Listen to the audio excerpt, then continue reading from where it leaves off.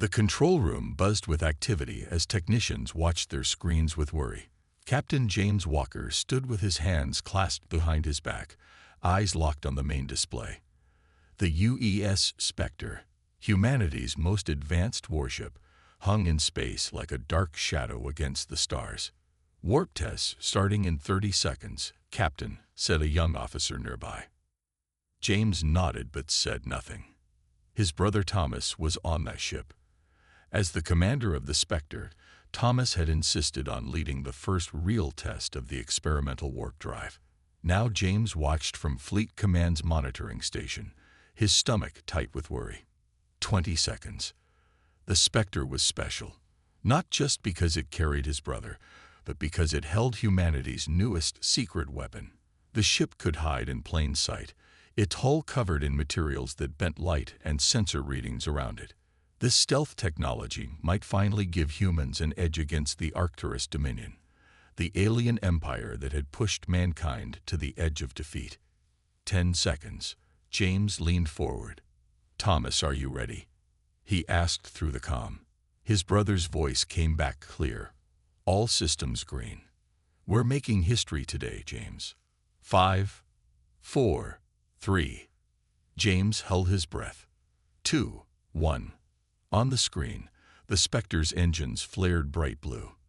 The ship seemed to stretch for a moment, like a rubber band being pulled.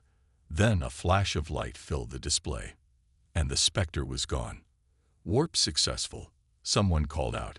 Cheers started to rise around the room. James didn't join them. Something felt wrong. "Where's the exit point?" he demanded. The cheers died down as technicians checked their readings. "Sir, we don't have confirmation of re-entry." James felt cold. "What do you mean? Where's the ship?" "Unknown, sir. It's not appearing at the planned coordinates." For the next 3 hours, James watched as Fleet Command sent ships to search the area. They found nothing. No debris. No sign of the Spectre or its crew of 37 people. His brother was simply gone. 3 years later, James Walker now had an office at Fleet Command. Not because he'd been promoted, but because they didn't know what else to do with him.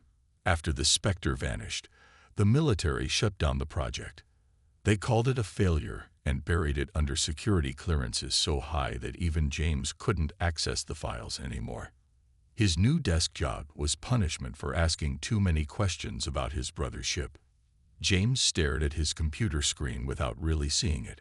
3 years of pushing papers. 3 years of nightmares about his brother floating forever in the emptiness between stars. A knock on his door broke his thoughts. "Come in," he called. A young woman in a crisp uniform entered and saluted. "Lieutenant Parker, sir. Admiral Reeves asks to see you immediately." James raised an eyebrow. Admiral Reeves was the head of fleet operations. He didn't call for desk officers without good reason. Did he say why? "No, sir, but he said it was urgent."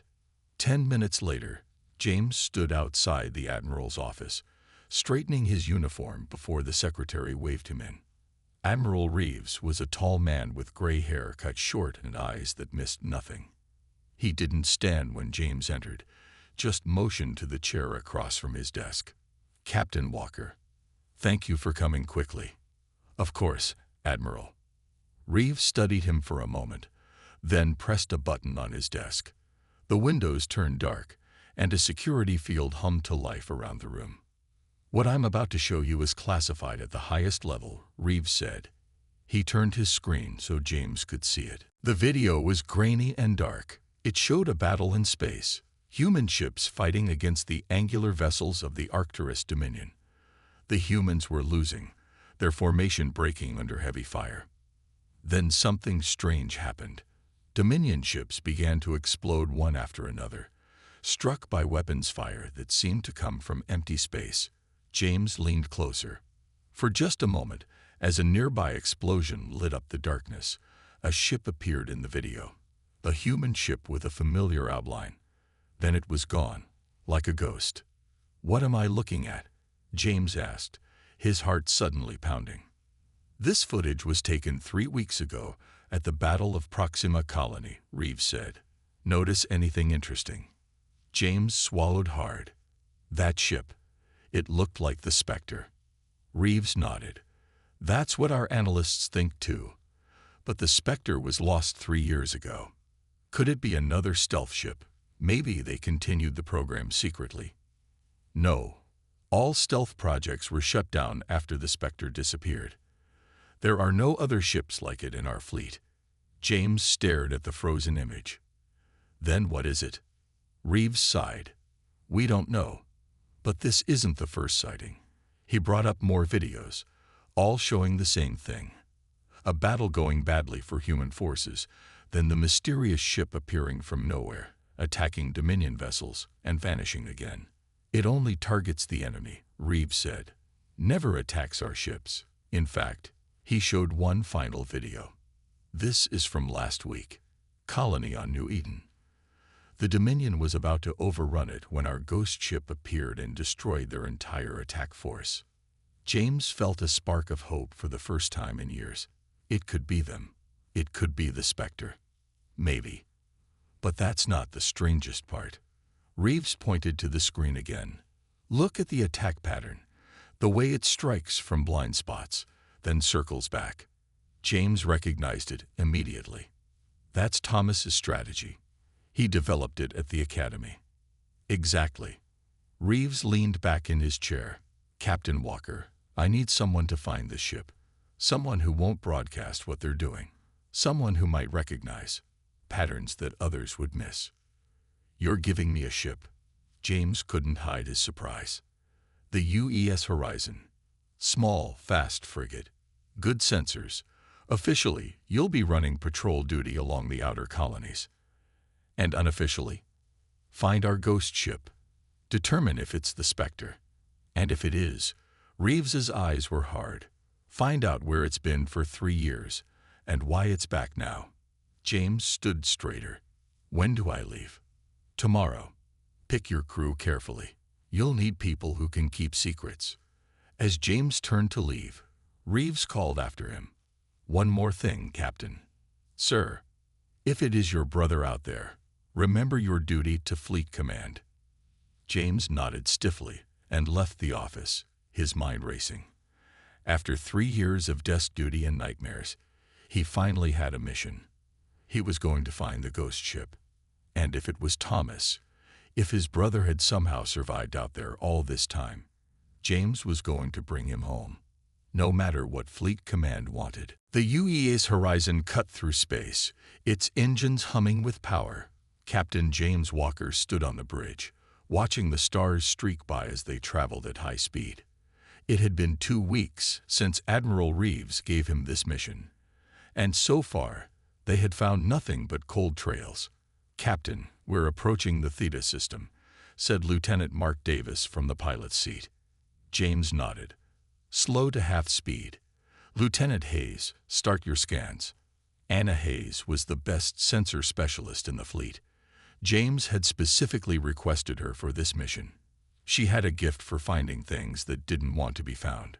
Yes, sir, she said, her fingers dancing over her console. Starting deep space scans now. The Horizon had visited 2 other systems already, following reports of the ghost ship. Each time they arrived too late. All they found were the remains of Dominion ships and strange energy readings that no one could explain. The crew was getting restless. 20 officers and crew members, all hand-picked by James, all told only that they were hunting for an unknown vessel. He hadn't shared his suspicions about the Spectre with anyone except his first officer, Commander Bell. Captain, Hayes called out suddenly. I'm picking up unusual quantum disturbances, similar to what we found in the other systems. James moved to her station. Show me. The screen displayed wave patterns that seemed to ripple and shift in impossible ways. It's like echoes, Hayes said, as if something passed through normal space and left ripples behind. How old? Hayes studied her readings. Fresh, less than 6 hours. James felt a spark of excitement. They were just here. Can you track the disturbance? Hayes bit her lip, concentrating. Maybe. The pattern seems to be moving toward the mining colony on Theta IV. Set course, full speed, James ordered. Maybe this time they would be fast enough. Meanwhile, in a place that wasn't quite normal space, the UES Spectre drifted silently. Commander Thomas Walker looked out through the ship's viewports, but what he saw wasn't stars. It was a shifting, swirling darkness streaked with ribbons of blue light. The void between dimensions, their home for the past 3 years. "Status report," he said, his voice rough from tiredness. His science officer, Dr. Ben Miller, looked up from his station, phase stabilizers holding at 40%, weapons and engines at 75%. "We can make one more jump into normal space before we need to rest the systems." Thomas nodded. The Spectre and its crew existed in a nightmare state. When their experimental warp drive malfunctioned 3 years ago, it didn't destroy them as everyone thought. Instead, it trapped them in a partial phase shift, caught between normal space and somewhere else. They could see the real universe. They could even affect it by briefly shifting closer to normal space, but they couldn't fully return, not without the ship tearing itself apart. "Sir," called his communications officer, "we're picking up distress signals from the mining colony on Theta IV. Dominion ships are attacking." Thomas straightened in his chair. "How many?" 3 warships. The colony has minimal defenses." Thomas didn't hesitate. "Battle stations. Prepare for phase shift." The crew moved quickly to their positions. After 3 years, they operated like a perfect machine. They had learned to use their curse as a weapon. The Spectre could appear from nowhere, strike with deadly accuracy, and vanish before the enemy could respond. "Remember," Thomas said, "we hit fast, and we hit hard. No lingering in normal space longer than 2 minutes." The last time they stayed too long, the phase shift nearly collapsed completely. Half the ship started to materialize in normal space, while the other half remained shifted. 5 crew members died before they managed to stabilize. Phase shift in 3, 2, 1. The swirling void outside the viewports faded, replaced by the black of space dotted with stars. The colony of Theta IV appeared ahead, a cluster of lights on a small moon. 3 angular Dominion warships hung above it, firing energy weapons at the surface. "They haven't seen us yet," said the tactical officer. "Stealth systems holding." "Target the lead ship's engines," Thomas ordered. "Fire when ready." The Spectre's weapons charged silently. Then beams of energy lanced out, striking the Dominion ship's propulsion system. The alien vessel lurched, its engines flaring and then dying. The other 2 ships immediately began scanning for the attacker. "Moving to position Alpha," said the pilot, guiding the Spectre to a new firing position. Thomas watched the timer on his console, 1 minute 15 seconds in normal space. "Fire on target 2. More energy beams shot out, slicing through the second Dominion ship's weapons array. It spun wildly, disabled but not destroyed. "Sir," the science officer called, "I'm detecting a human ship entering the system. Fast frigate, UES classification." Thomas felt a strange jolt. "Fleet sent help. That's unusual." 30 seconds left in normal space, warned the tactical officer. "Target the 3rd ship's bridge and fire." The Spectre's weapons struck with perfect accuracy. The last Dominion ship went dark, drifting harmlessly away from the colony. 10 seconds, called the science officer.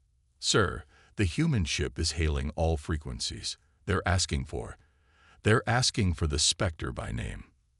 Thomas froze. "What?" "Phase shift failing," warned the tactical officer. "We need to go now." Thomas wanted to stay, to find out who knew they existed. But the ship was already shuddering around them. "Return to void," he ordered reluctantly. The stars began to fade as the phase shift pulled them back into the in-between place. The last thing Thomas saw was the human ship growing larger in their viewports, racing toward them as if desperate to make contact. Then they were gone, back to their prison of swirling darkness and blue light. On the bridge of the horizon, James Walker stared at the empty space where, for just a moment, he'd seen a familiar shape. "Did you get a clear scan?" he demanded. Lieutenant Hayes shook her head. "Not completely, sir. But what I did get." She looked up with wide eyes. "It matches the Spectre's configuration. And there's more. The quantum readings suggest the ship isn't fully in our dimension. It's partially phased out of normal space. So that's how they appear and disappear," James whispered. "They're trapped between dimensions." Hayes nodded slowly. "The crew could still be alive in there, Captain. But I don't know how we could reach them." James stared at the now empty space. "We just missed them," he said quietly. Then, with new determination, "But we're getting closer. Next time, we'll be ready." He turned to Commander Bell. "Send a message to Admiral Reeves. Tell him we've confirmed it's the Spectre, and tell him we need a quantum physicist, the best he can find." For the first time in 3 years, James felt real hope. His brother wasn't dead. He was lost, caught in some kind of dimensional trap, and James was going to find a way to bring him home. Dr. Eliza Morgan was not what James had expected. The quantum physicist was young, barely 30, with sharp eyes and an even sharper mind. She had arrived on the horizon by special transport just 3 days after James's report to Admiral Reeves. "So you're telling me," she said, studying the data on the screen in the ship's conference room, "that the Spectre is trapped in a partial phase shift between dimensions." "That's our best guess," James replied. "Can you help us reach them?" Dr. Morgan frowned. "Maybe. But first I need to understand exactly what happened to them." Before she could continue, the ship's alarm blared. Commander Bell's voice came over the speaker. "Captain, to the bridge. Emergency."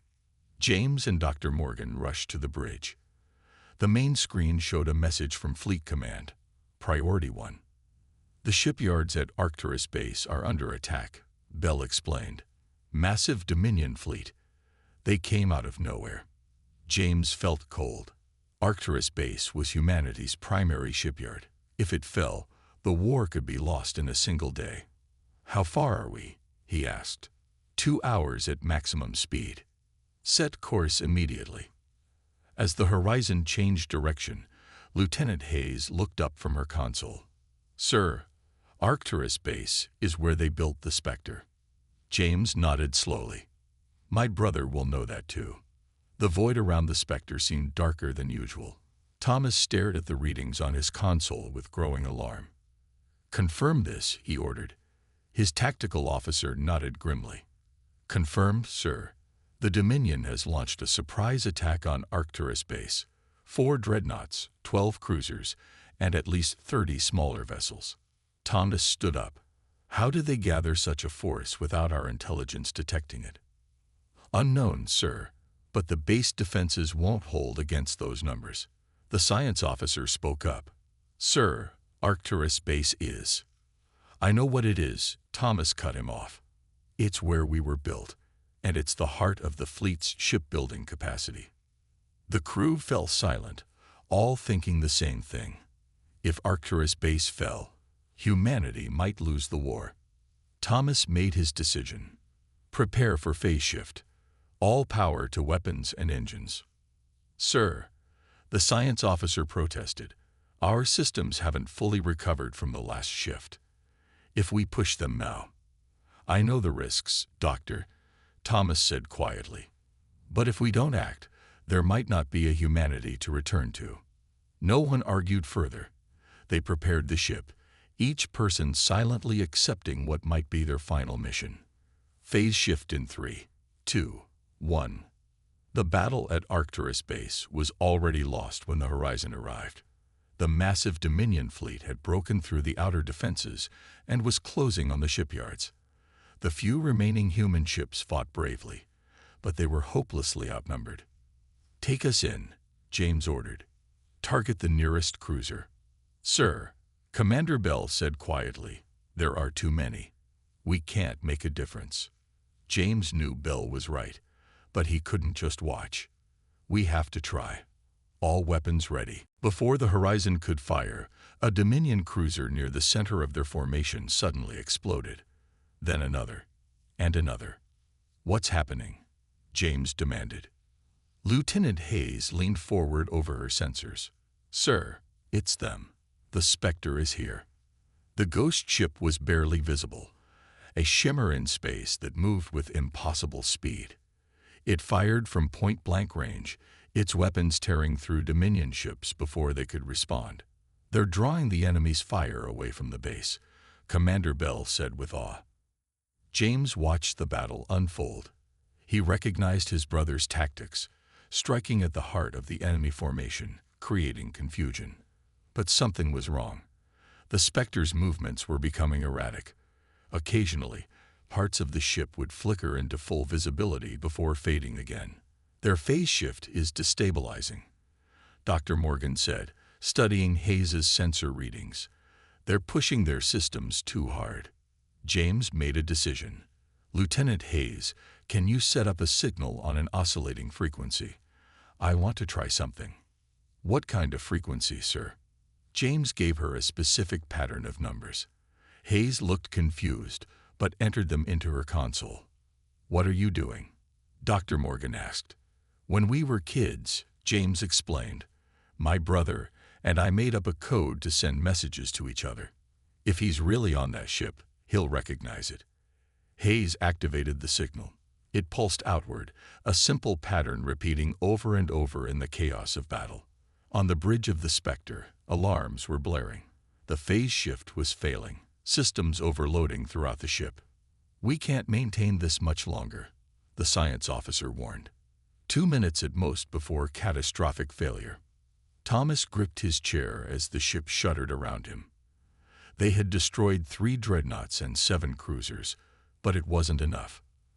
The Dominion forces were still too strong. "Sir," the communications officer called out suddenly, "I'm picking up a strange signal. It's not a standard fleet pattern." "Ignore it," Thomas ordered. "Focus on."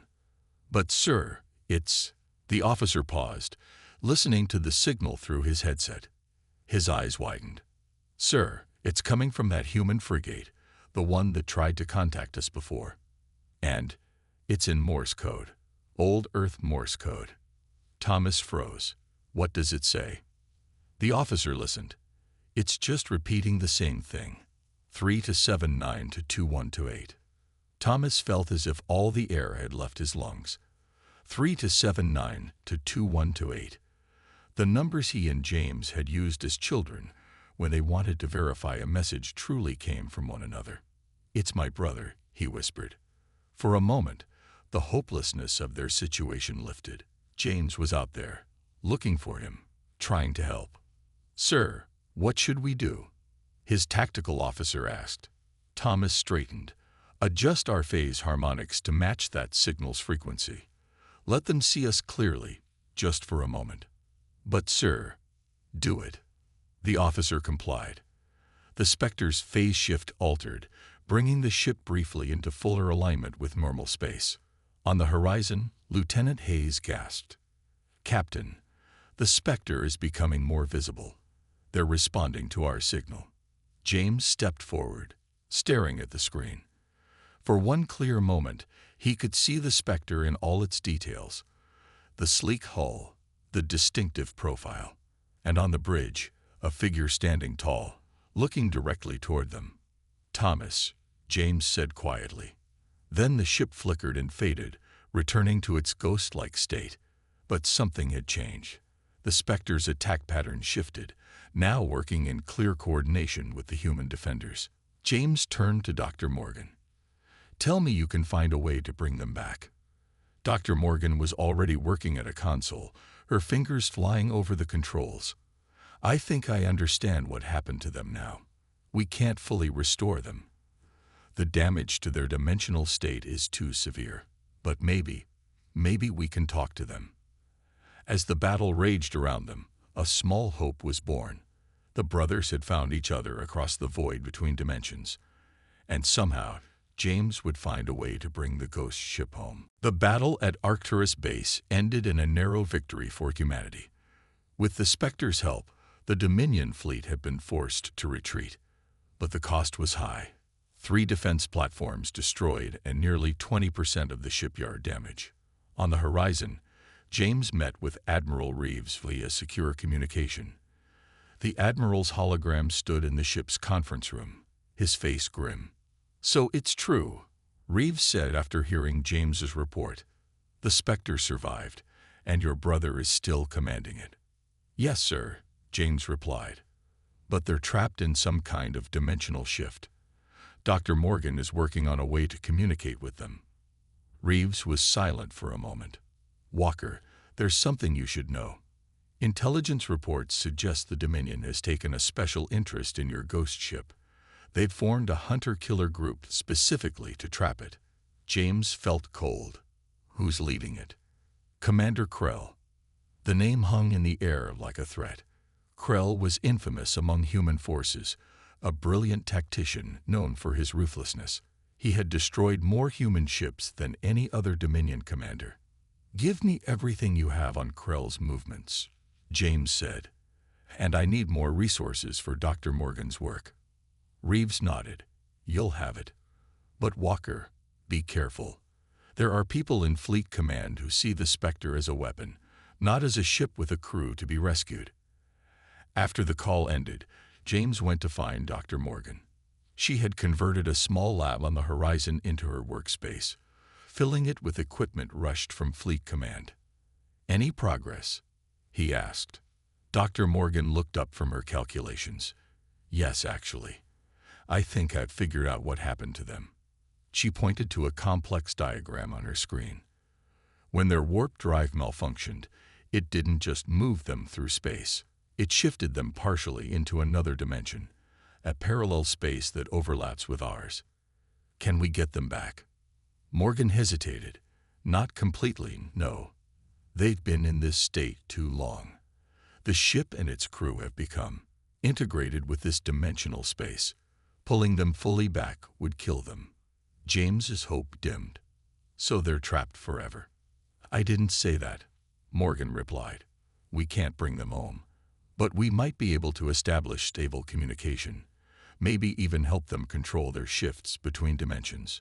Before James could respond, Lieutenant Hayes's voice came over the speakers. "Captain to the bridge. Urgent." When James arrived, Hayes was bent over her console. "Sir, we're picking up a distress call from the research station on Vega Prime. They're under attack." "Dominion forces?" "Yes, sir. And the attack pattern matches Commander Krell's known tactics." James's jaw tightened. "He's trying to draw out the Spectre." "Set course for Vega Prime. Maximum speed." In the void between dimensions, the Spectre drifted while its crew made repairs. The battle at Arcturus Base had pushed their systems to the breaking point. They needed time to recover. Thomas sat in his quarters, staring at an old photo of himself and James. His brother had found him. After 3 years thinking they were forgotten, help was finally coming. The intercom buzzed. "Commander," his first officer said, "we're detecting a Dominion attack at Vega Prime. Research station under heavy fire." Thomas frowned. "That's odd. Vega Prime isn't strategically valuable." "No, sir. But the station is working on phase shift technology, similar to our own drive system." Thomas understood immediately. "It's a trap. They're trying to draw us out." He thought for a moment. "How many civilian personnel at the station?" "Over 200 researchers and support staff." Thomas closed his eyes briefly. Trap or not, they couldn't let civilians die. "Prepare for phase shift," he ordered. "But we go in carefully this time." The Horizon arrived at Vega Prime to find the research station already under heavy bombardment.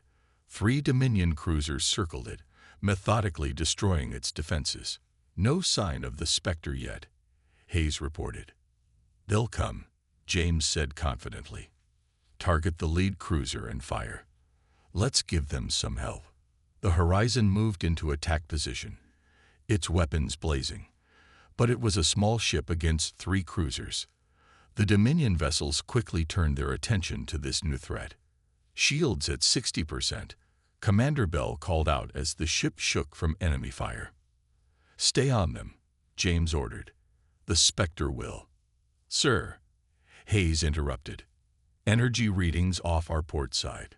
It's them."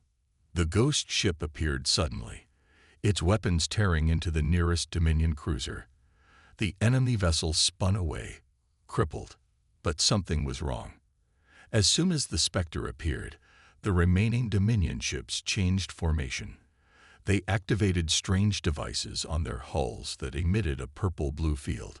"Captain, they're generating some kind of phase disruption field," Dr. Morgan said, her eyes wide with alarm. "They're trying to force the Spectre to fully materialize."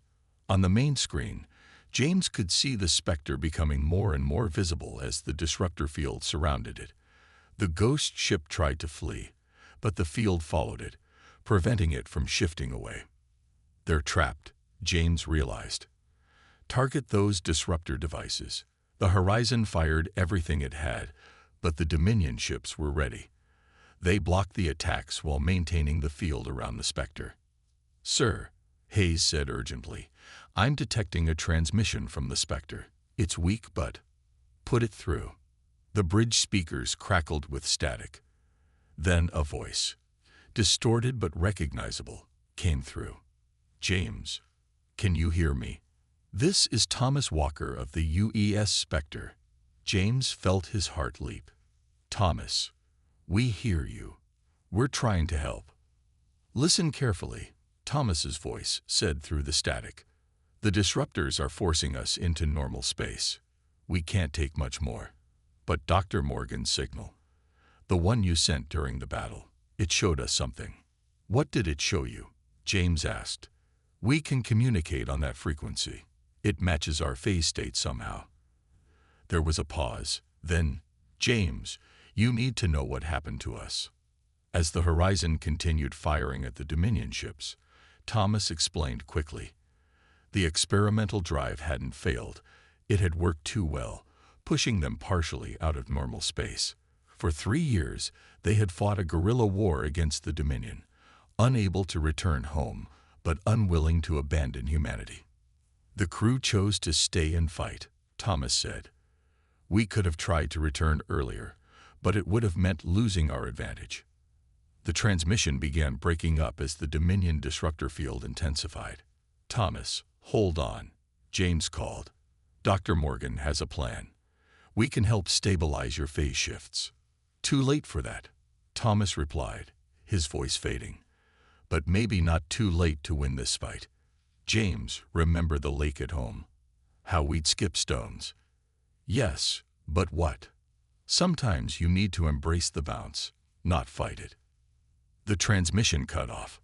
On the screen, the Spectre was now fully visible, caught in the Dominion's trap. But instead of trying to escape, the ghost ship was changing. Its engines glowed with a strange blue-white light. "What are they doing?" Commander Bell asked. Dr. Morgan studied her readings. "They're not trying to resist the phase shift anymore." Her eyes widened. "They're pushing further into it." The Spectre began to shimmer, becoming transparent. The Dominion disruptors, designed to force the ship into normal space, couldn't stop it from moving in the opposite direction, deeper into the other dimension. What happened next would be debated by fleet tacticians for years to come. The ghost ship, now barely visible, passed directly through one of the Dominion cruisers. It moved through the enemy vessel as if it weren't there, and left behind what looked like glowing blue charges inside the ship's vital systems. When the Spectre emerged on the other side, the Dominion cruiser exploded from within. "My God," James whispered. "They've weaponized their condition." The battle turned quickly after that.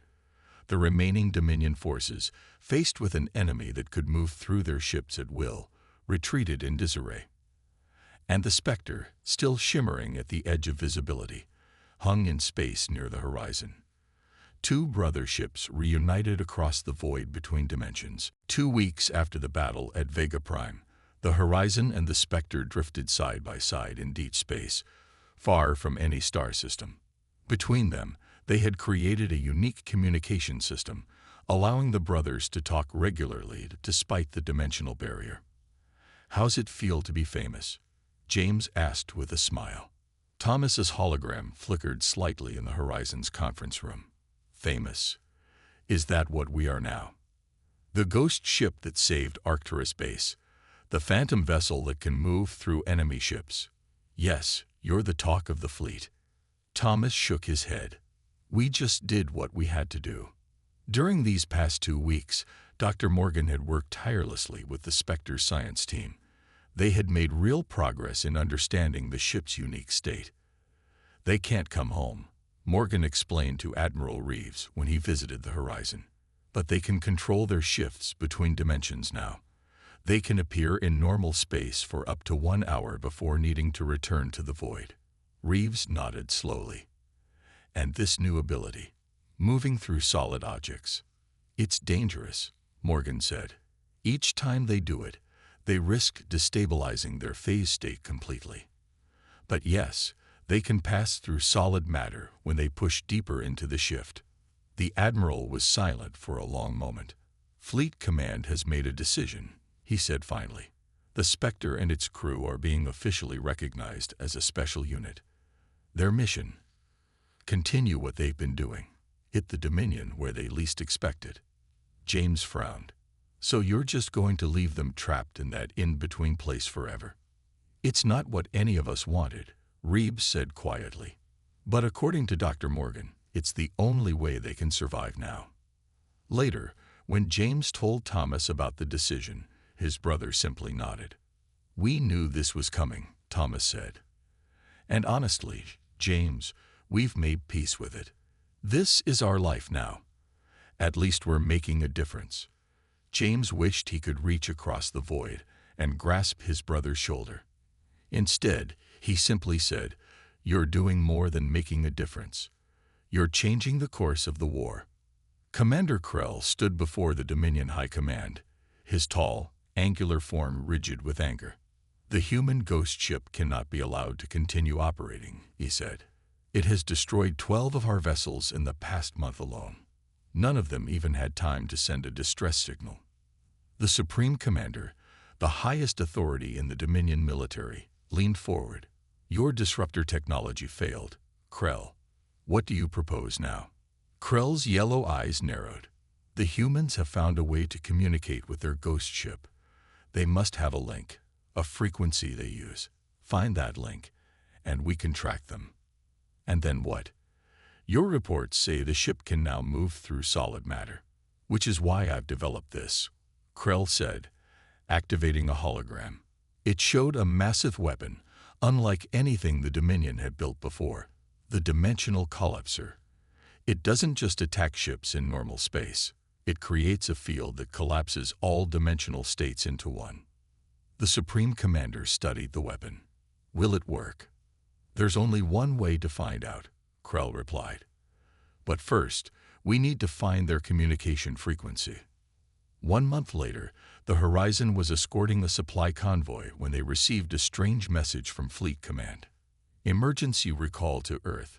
James read from the screen. All available ships. Dominion fleet approaching solar system. Commander Bell paled. They're attacking Earth. They've never been bold enough to strike at the home system. James felt cold dread settling in his stomach. Set course immediately, and send a message to the Spectre on our secure channel. The journey to Earth took 3 days at maximum speed. When they arrived, they found the largest gathering of human ships James had ever seen. Over 200 vessels forming a defensive line between the approaching Dominion fleet and Earth. The Spectre was already there, waiting at the edge of the battle formation, a shimmer against the blackness of space. Status report, James called as the Horizon took its position. Dominion fleet approaching from the outer system, came the reply. 47 ships, including something huge at their center. Long-range scans can't identify it. James opened a channel to the Spectre. Thomas, are you seeing this? We see it, his brother replied. Something's not right, James. Why attack with only 47 ships? They must know they're outnumbered. Before James could respond, Lieutenant Hayes called out from her station. Sir, I'm detecting unusual energy readings from the large ship at the center of their formation. It's It's targeting our communications frequency. Dr. Morgan, who had remained aboard the Horizon to continue her research, rushed to the bridge. They found our link to the Spectre, she said. They're using it to... A blinding flash of energy erupted from the massive ship at the center of the Dominion fleet. It wasn't directed at the human battle line, but at the space where the Spectre shimmered. "Thomas," James shouted, "get out of there." But it was too late. The energy beam struck the area around the ghost ship, creating a strange distortion in space. The Spectre became fully visible, trapped in what looked like a bubble of warped reality. "What is that?" Commander Bell asked in horror. "A dimensional collapser," Dr. Morgan said, her voice barely above a whisper. "It's forcing all dimensional states to merge. The Spectre can't phase shift away." On the main screen, James watched as the Dominion fleet began to advance, focusing their fire on the now vulnerable ghost ship. "All ships, protect the Spectre," James ordered. The human fleet moved forward, engaging the enemy. But Thomas had other ideas. "James," his voice came through, distorted by the dimensional field around his ship. "Listen to me. We can't escape this trap. But maybe we can use it." "What are you talking about?" "The collapser is merging all dimensional states. That goes both ways." Suddenly James understood. "You're going to push even deeper into the shift." "All the way," Thomas confirmed. "If we can't escape, we'll go through, right into the heart of their fleet." The battle raged around them, as the Spectre began to glow with an intense blue light. The ship was straining against the dimensional collapser, not trying to escape it, but using it to push to an extreme state never attempted before. "It's working," Dr. Morgan said in amazement. "They're reaching a state of quantum superposition, existing in multiple places at once." On the screen, the Spectre began to multiply. Ghost images of the ship appeared throughout the Dominion fleet, each one semi-transparent but deadly. The original ship remained trapped in the collapser field, but these echoes moved freely. The Dominion fleet fell into chaos as ghost versions of the Spectre attacked from within their formation.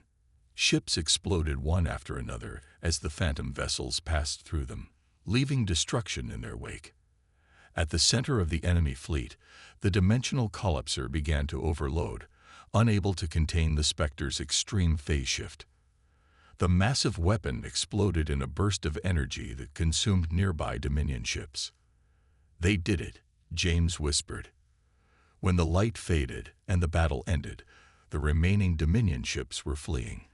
The human fleet had won a decisive victory, but of the Spectre there was no sign. "Thomas," James called over their communication channel. "Thomas, respond." Silence answered him. For 3 days, they searched the battlefield, looking for any trace of the ghost ship. James refused to give up, even when Fleet Command ordered the Horizon to return to Earth. Then on the 4th day, as the Horizon made one final sweep of the area, Lieutenant Hayes straightened at her console. "Sir, I'm picking up a signal. It's faint, but it's them." At the very edge of their sensor range, a familiar shimmer appeared. The Spectre, damaged but intact, phased partially into normal space. "Thomas," James called hopefully. Static answered him at first. Then, "James, can you hear me?" The bridge erupted in cheers. Thomas explained that the extreme phase shift had sent them far beyond the void they normally inhabited. It had taken days to find their way back to normal space. "But we found something out there," Thomas added. "There are more dimensions than we ever imagined, James, and in one of them, we discovered how to control our shifts completely." "You mean?" "We can come home now. Not permanently. We still need to return to the void to rest. But we can visit. We can touch normal space again." 2 weeks later, in orbit around Earth, the crew of the Spectre stepped onto solid ground for the first time in over 3 years. They stayed for only an hour before they had to return to their ship and the void between dimensions. But it was enough. They were no longer lost. They were no longer just a ghost warship that shouldn't exist. They were heroes. They were family. and they have found their way home.